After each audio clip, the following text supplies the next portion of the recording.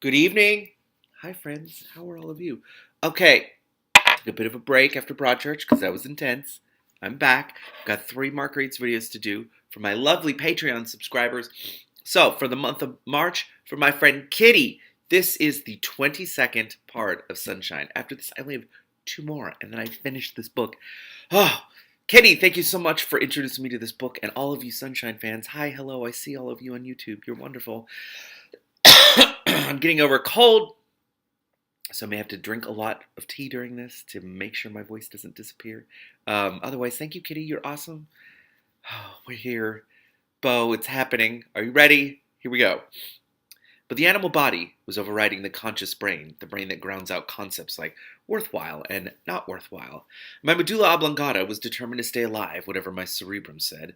For a moment I seemed to be floating up above myself, looking down at the bloody wreckage, at the 2 figures still standing, Khan and me, standing next to each other, facing in the same direction. When Bo spoke again, I snapped back together, body and mind. I could almost hear the clunk as the bolts slotted into place, trapping me with myself again. I may have hated and feared myself now, but I hated and feared Beauregard worse. Welcome. Welcome. Oh my god. Here we go. Do come in. Welcome between us, Connie. Has been a curious affair for some years now, eh? I imagine you haven't been too surprised. Perhaps you explained it to your companion. I hope so, Connie. It would have been rude of you to admit explanation, I feel, and you have always been the soul of courtesy, haven't you? Your little human Connie is very enterprising. She's been nosing around me for some little while. I'm surprised, Connie, that you would allow a human to do your, shall I say, dirty work. You must have found your experience a few months ago more debilitating than I realized, or perhaps more corrupting. And I had thought, Khan's laugh was horrible. I blanked out when Bo laughed, like when you blank out when you're conked on the head. It's not a voluntary response. Maybe I should have been insulted that I was being ignored. I wasn't. I didn't want him to say anything to me. More experience, I won't call it sound, of his voice was like having, it says the mere experience, I won't call it sound, of his voice was like having the skin peeled off me, the skin I hadn't wanted to fit myself back inside a few months ago. Very, very distantly, it occurred to me that if I was feeling a little brighter, I might find it funny that Bo seemed to be accusing me of being a bad influence on a vampire. But I wasn't feeling brighter. Oh, yes, I am here, waiting for you. Do keep coming on. After all, you've worked quite hard to progress so far, have you not? It would be a pity to waste all that effort, and I really don't feel I could let you go now without paying your respects to me personally. It would be so rude. And wasn't I just saying, Connie, that you are the soul of courtesy? The voice itself was flaying me alive. What was left of my mind and will were addled with the effort to remain myself. Slowly, painfully, I moved my right hand and slid it stickily into my pocket and closed my gummy and aching fingers around my little knife. It wasn't hot anymore, but the painful pressure of the voice eased a little. I dropped my eyes, and through the smearing muck on my forearms I could see the occasional gleam of golden webbing. Do walk on, please. That please seemed to last a century. It's so creepy, Kitty. Excuse me. Walking on being precisely what he was trying to prevent us from doing, by the non-sound of his voice. I squeezed my knife till I could feel it grinding into my palm, and then took a step forward. So did Khan. He didn't take my hand again, but as we moved, his shoulder brushed mine. I realized it was important not to appear to be struggling. Khan could probably have moved faster without me, but he didn't, so he waited. So I raised my other foot and took another step.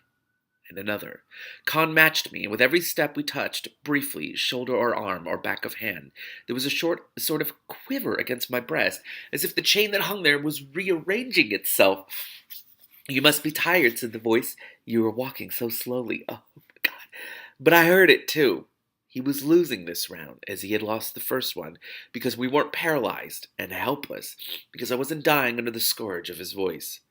I wondered how much worse it would be if he said my name. Excuse me. It became easier as we went on. He'd withdrawn, I guess, plotting his next move. We didn't get rushed by any minions trying to kill us either.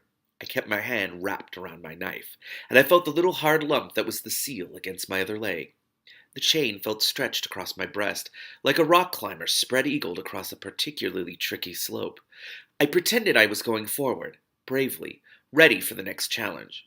But I'd been wounded by that voice, the bitter burning of acid. My body throbbed with it, despite the talismans, despite the light web. Every step, excuse me, Every step blew a little gust of pain through me. I tried not to shiver, which would only make it worse, and besides, pathetically, I didn't want Khan to despise me. As our shoulders brushed, I felt him helping me, offering me his strength. I forgot again that he was a vampire, that I was afraid of him too, that I hated what he could do and had done. Tonight, hated him for making him find out what I could do. He was also all I had. He was my ally, and if I was going to let him down, which I probably was, at least let me not do it because let me do it again. At least let me not do it because I just lost it. Excuse me. Ah, the silvery luminescence that began eerily to come up around us was a genuine light of some sort, light that a human eye could respond to. But there was nothing here I wanted to see, that I would rather be able to trick myself into half believing I wasn't seeing, that my human neurons were confused by the vampire thing I was infected with. We were in a huge room. Oh boy. There were enormous pipes and the remains of scaffolding and machinery and all around the walls, and more overhead, some kind of derelict factory. Of course, no town was full of them. This one had been renovated in a way. The sickly wash of marshlight gleamed off knobs and rivets, dials and gadgetry that no human had ever invented, let alone put together. I wondered dimly if there was any purpose to them, or if they were merely backdrop window dressing, the latest vampire version of Bram Stoker's febrile fantasy of ruined castles and earth-filled coffins. Honestly, that was my thought, because I was like, what a perfectly spooky place for this to happen at. Big or important vampire gangs always had a headquarters, and a headquarters usually contained some accommodation for those nights they wanted to change from eating out. And they felt that throwing a dinner party, and they felt like throwing a dinner party at home. Such a space would be suitably decorated to inspire further adrenaline panic in their visitors, and the word was that techno-degeneracy had been the staging of choice since the wars, although how anyone found this out to report it on the GlobeNet was a mystery. Oh, Stoker and his coffins had always been nonsense, but the vampires had borrowed the idea for a century or two as a mise-en-scene because it worked. The lack of scarlet-lined black capes and funny accents tonight wasn't making me happy. This is so funny to read while reading Carpe Jugulum at the same time. I knew immediately that I didn't like techno-degeneracy either, but I would have liked earth-filled coffins any better. If there was any surprise, it was that I had any energy left to dislike anything. I was much better off disliking the decor, and trying to convince myself I wasn't seeing it anyway. At the far end of the big room, there was a dais, and on that dais sat Bo. Oh shit. Kitty, we've been building to this for 22 fucking months. Oh my god. Or like 20, I would say. Or maybe like 19. Anyway, I felt his eyes on me. Look at me, they said. It wasn't a voice this time, or even a compulsion. Like the drag, like a rope around my neck I'd felt earlier. Not looking into his eyes felt like trying to prevent my heart from beating. But I didn't look, and my heart continued to beat. The dais was a tall one, and on the steps up to it lounged several more vampires. They were all watching us with interest. I could see the glitter of eyes. I wondered if vampire eyes really do glitter, or if it was something to do with the marshlight, or with my dark vision, or with the fact that I'd gone crazy and hadn't figured this out yet. So, okay, chances were I wasn't going to stay alive long enough to do any figuring, but I was still alive at the moment, and I was... It seemed ridiculous even as it occurred to me, but I was angry! Good! Yes, that's a good reaction. I'd had my life ruined by this disgusting undead monster. I had nothing to lose. All the best stuff in the books, and sometimes in history too, gets done by people who have nothing left to lose, and so aren't always looking over their shoulders for the way out after it was over. I thought, wistfully, that I'd rather be looking over my shoulder for the way out. But I wasn't. I was about to die. But if I could take him, the bow thing, with me, it would have been worth it. Okay, I need a break. Oh my god. Kitty! I can't believe we're here. The thought flamed up in me, like the sun coming up over the horizon. Yes, it will be worth it. I took my hand out of my pocket. Now, all I had to do was do it. We reached the bottom of the dais. Those eyes were still pulling at me. Deliberately, consciously, voluntarily, I lifted my own eyes and met them. Monster didn't begin to cover it. Ironically, the greeting we'd had from his guard corps had done me a service. I think if I hadn't already been shocked beyond my capacity to handle it, I wouldn't have survived the initial blow of looking into the eyes of the master. Well, the monster! That actually works too. Okay, I'm terrible. Sorry.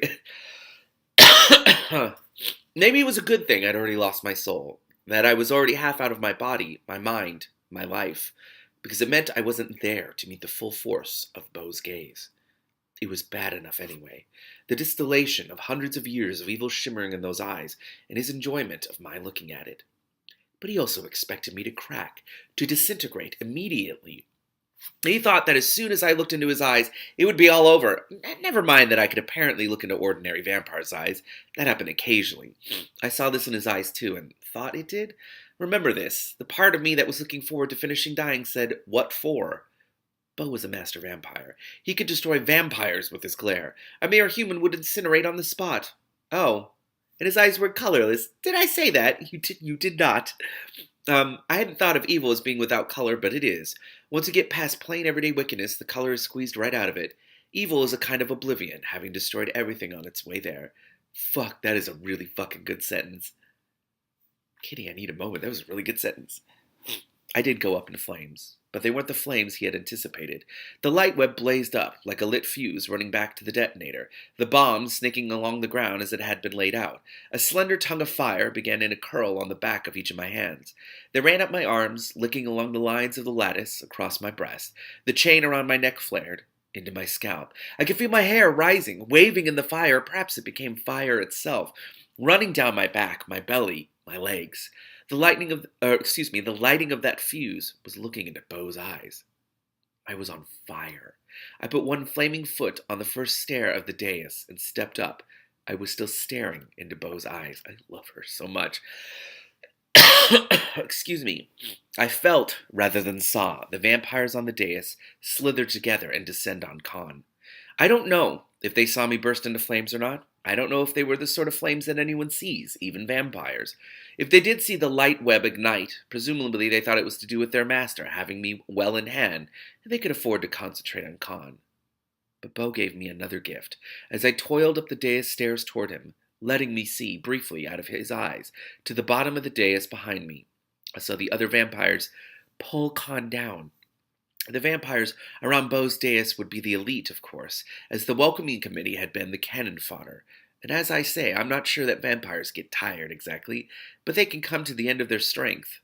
I thought now, as I flamed, I seemed to hear the roaring of flame too, that Khan might have given me more of his remaining strength than I had realized, to get me this far, more than he could spare, which meant I had to. Oh God, I'm so nervous. I saw one of the vampires bend over him as they pinned him down, its mouth open, fangs shining. It buried its face in his throat. I saw him jerk and heave, but they had him fast. I saw another vampire delicately unbutton the remains of a shirt, stroke his chest. I saw its fingers reaching under Khan's breastbone for his heart. No! It wasn't anything so clear and noble as a decision that, since I could do nothing for him, I might as well get on with what I was doing. That Khan was dying in a good cause, if I could finish it before I died too. It wasn't a meeting of my strength against Beau's either, because Beau was still the stronger. He was going to stop me before I reached him. I was 2 steps from the summit, the crown where Beau sat enthroned, and I couldn't go any further. But I still couldn't watch Khan die. I couldn't. Think about cinnamon rolls. Think about the bakery at Charlie's. Feel the dough under your hands and the heat of the ovens. Think about Charlie cranking down the awning, Mom going into the office and flicking on her comm box before she takes off her coat. Think about Mel in the kitchen next door. Think about Pat and Jesse sitting at their table, eating everything that Mary puts in front of them. Think about Mary pouring hot coffee.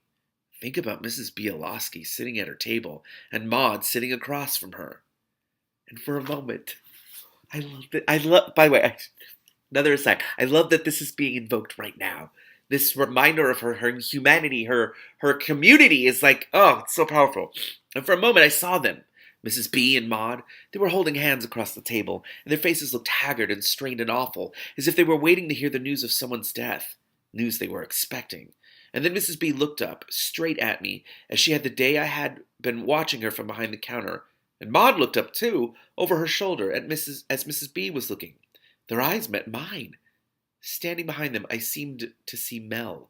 He held out his arms toward me, and flames leaped from his skin, as if his tattoos were a light web. Ooh. I took the last 2 steps. I was standing in front of Beau. But I couldn't bring... I can't do this. This is so much, Kitty. I couldn't bring myself to touch him, to try to touch him. I said that monster doesn't cover it. There was no word for a several hundred-year-old vampire who has performed every available wickedness over and over till he has to invent unavailable ones because he'd worn the others out. His flesh was not flesh. It was a viscous ooze held together by malice. His voice was a manifestation of malignancy, for he had no tongue, no larynx. His eyes were the purest imagination of evil, flawless in a way that flesh could never be. I knew that if I touched him, I would be recreated into such as he was. The scar on the scar on my breast burst apart, and my poison blood ran down. I stopped trying. No! But Beau made a mistake. He laughed. I reached into my left-hand pocket and took out the daylight charm. I didn't look at it, but I felt the tiny sun spin and blaze, the tree shake its leaves. Yes! The deer raised her head, acknowledging her own death, watching it come toward her. I felt the moving line of the water barrier around its edge. As Beau laughed, I threw the charm down the noisome hole that indicated his mouth. Oh my God! A little tracery of fire followed, like an arrow carrying a rope across a chasm. The mouth hole closed with a sucking sound, something an ear could hear. What there was that was left of him in the real world wavered and became vulnerable to reality again, as the force and concentration of his will faltered in surprise. Surprise and pain. The fire, my fire, ran up his face, his eyes. No, I can't say. But he had been strong and evil and undead for such a long time, and I had been alive and human for such a short time. My little fire wavered and began to ebb. His face writhed. He was about to speak. Sssss. A hiss? I'd heard Con hiss. Vampires did hiss. The giggler had hissed. It was a horrible noise even from an everyday and every night vampire. It was much worse from Beau, as everything about Beau was worse. But was it a hiss? Or was it an attempt to say my name? I was back at the lake where it all began. The sun flamed outside the house. The lake water lapped at the shore. For that first time I heard my tree. Yes, perhaps there had been a doe standing in that forest, looking through the trees at that house on her way home to some dappled place where she would doze till sunset. Beauregard, I shouted, I destroy you.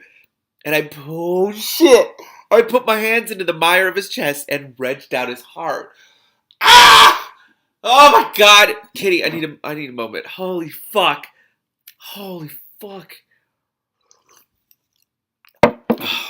Maybe I shouldn't yell at... I don't care. Fuck it. It's worth it. The sky what? The sky was falling. Okay. Skies don't fall, therefore I was dead. I kind of expected to be dead. I felt rather comfortable, really. Relieved. Did that mean I'd succeeded? Succeeded in what?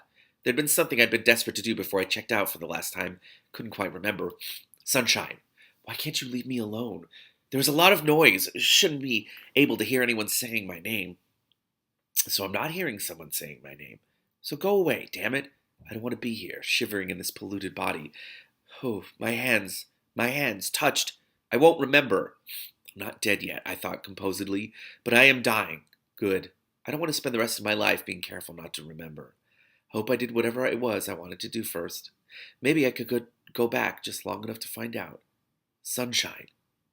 Con, on his hands and knees, crouched over me. The floor shook under us, and there was a lot of stuff falling down and flying around.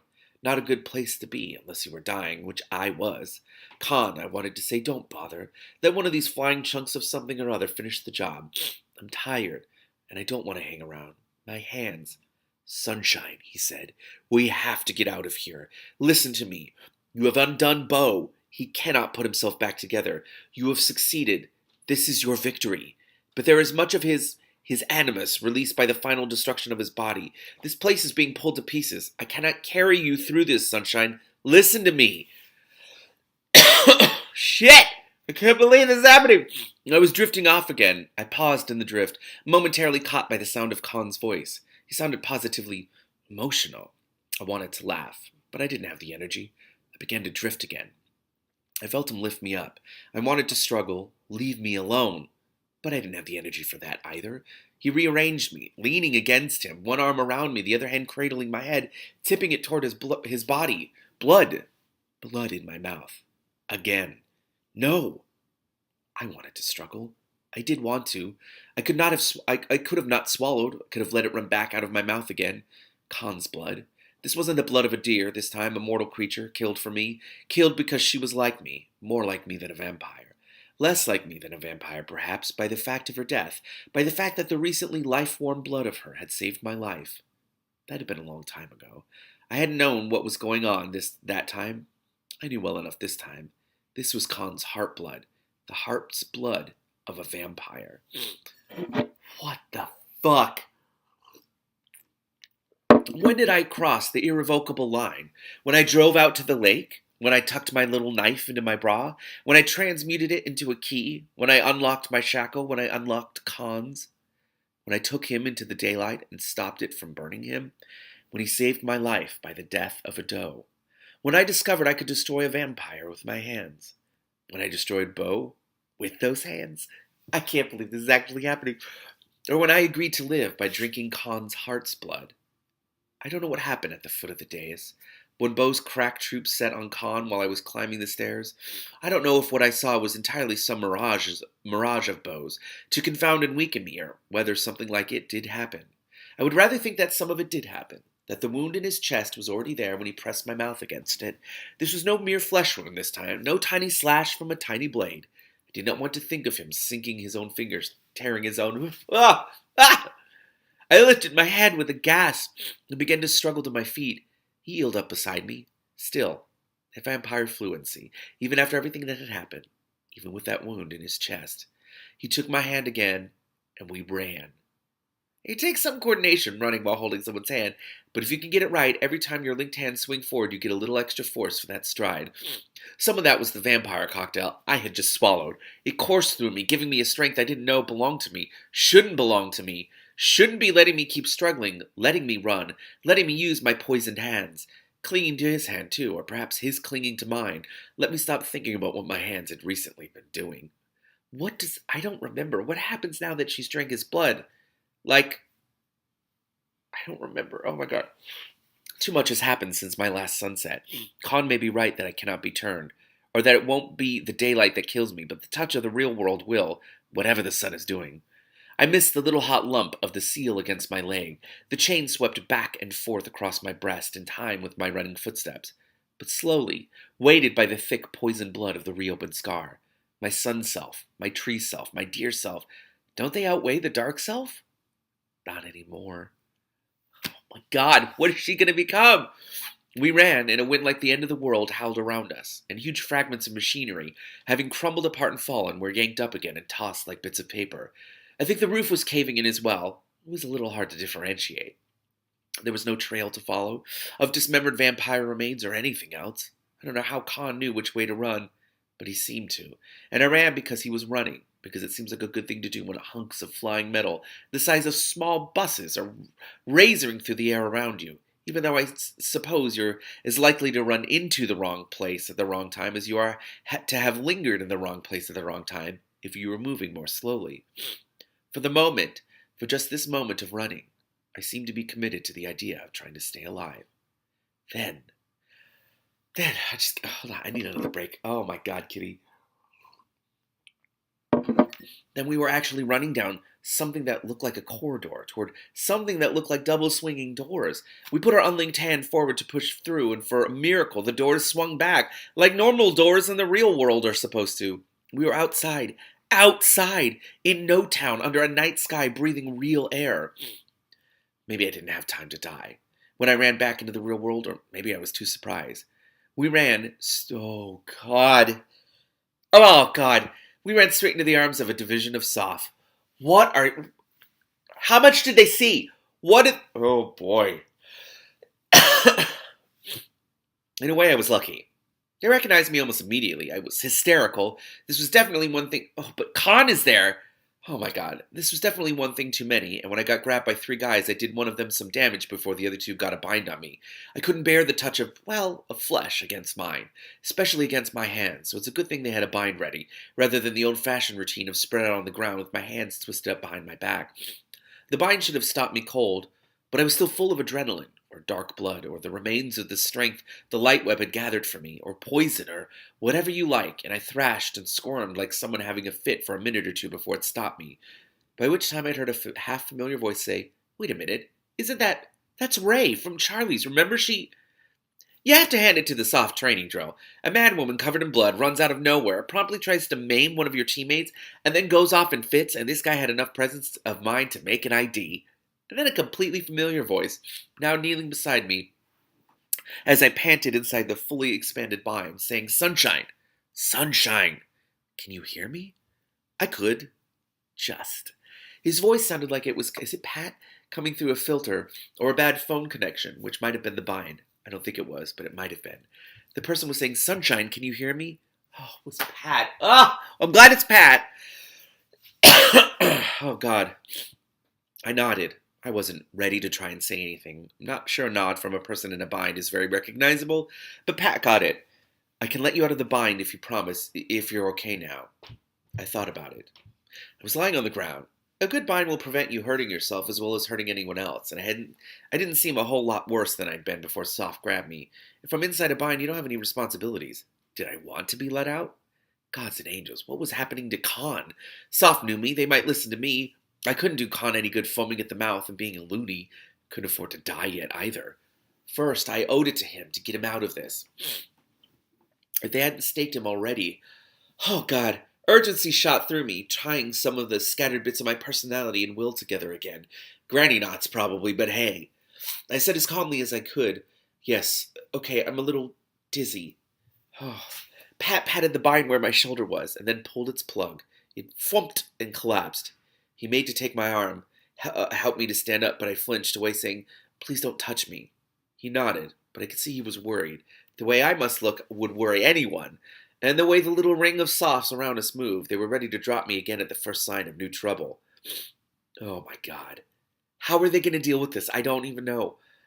I turned slowly around. I was dizzy, and I didn't want anyone alarmed into doing something I would regret, and looked for Khan.